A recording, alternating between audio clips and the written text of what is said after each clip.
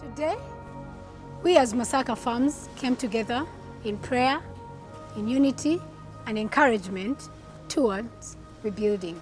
To our farmers, customers, suppliers, export partners, and those whose lives and businesses have been impacted by this fire, please know that you remain at the heart of every decision that we are making. We are rebuilding with you in mind, and we're working with urgency so that we can serve you as soon as possible.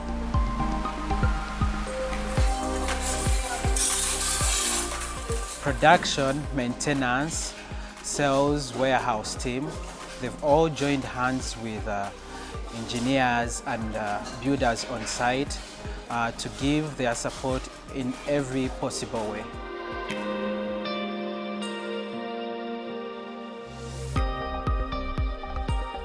This fire will not define us. It will instead refine us, just like gold is refined by fire. We believe this season will strengthen our character, deepen our unity, and sharpen our resolve. What was meant to bring us down will instead be the foundation upon which we build an even stronger Masaka Farms.